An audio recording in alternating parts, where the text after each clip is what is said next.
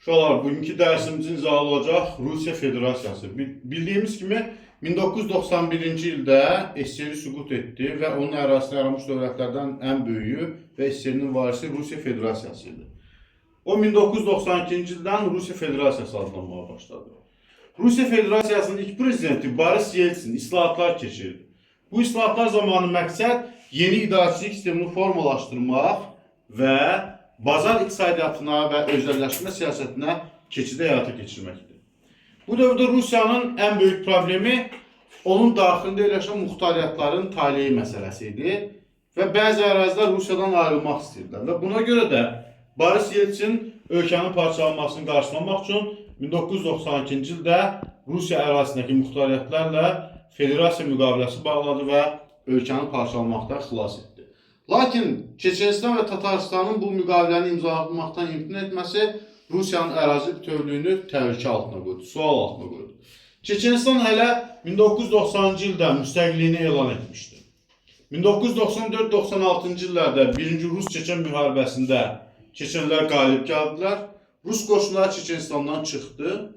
1999-2009-cu illər 2-ci Rus-Çeçen müharibəsində Çeçenlər məğlub oldular və Çeçenistanın müstəqilliyi yenidən ləğv edildi.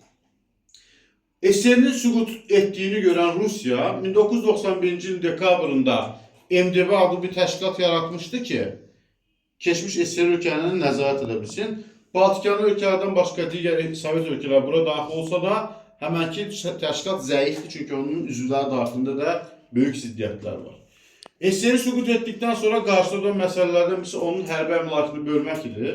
1992-ci ildə Daşkənd müqaviləsi ilə SSR-nin hərbi əmlakı bölünsə də, nüvə silahının yalnız Rusiyaya məxsus olması qəbul edildi.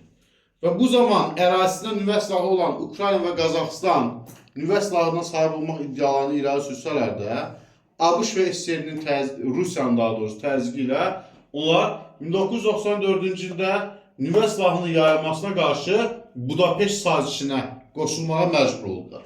Budapeşt sazişi ilə bərabər Budapeşt protokolu imzaladı və bu protokola əsasən Rusiyanın özü daxil olmaqla ABŞ, Rusiya və Britaniya Ukraynanın ərazi bütövlüyünü və sərhədlərin qorunmasına təminat verdi. Və Rusiyanın bu təminatı necə yerinə yetirdiyini biz 2022-ci ildə başlayan Rus-Ukrayna müharibəsində görürük. Yəni yerinə yetirmədi. Ukrayna ilə münasibətlərə gəldikdə bunun davamı olaraq 1997-ci ildə Qara Dəniz donanmasına bağlı müqavilə bağlandı və Qara Dəniz donanmasının çox hissəsi Rusiyaya verildi. Eyni zamanda Rusiya Sevastopolda icarədarlıq hüququ qazandı. Sevastopol limanını icarəyə götürdü. 1999-cu ildə Rusiya və Ukrayna arasında dostluq sazişi imzalansa da, bu sazişə əsasən onlar arasında münasibətlər normallaşa bilmədi. Çünki Krım məsələsi tərəflər arasında münaqişəli məsələ idi. Rusiya Krıma iddialar edir. 1954-cü ildə Krım Rusiyadan alınıb Ukraynaya verilmişdi Sovet dövründə, Xruşovun dövründə. 1994-cü ildə Krım Muxtar Respublikasının prezidenti Rusiya birləşməklə bağlı təklif irəli sürür. Ukrayna bunun qarşısını alır, bu cəhdi Rusiya birləşmə cəhdinin qarşısını alır. Yeltsin buna göz yumur Rusiya prezidenti, çünki əvəzində Ukrayna Budapeşt sabitini imzalamalıydı da, nüvələrdən, nüvə silahından imtina etməliydi. 2010-cu ilin 21 apreldə Ukrayna və Rusiya arasında Xarkov sazişi imzalandı. Xarkov sazişinə əsasən Rusiya Ukraynada donanmasını, Qara Dəniz sahillərini saxlamaq hüququnu daha da uzatdı. 2014-cü ildə isə Krımı Rusiya ilhaq etdi.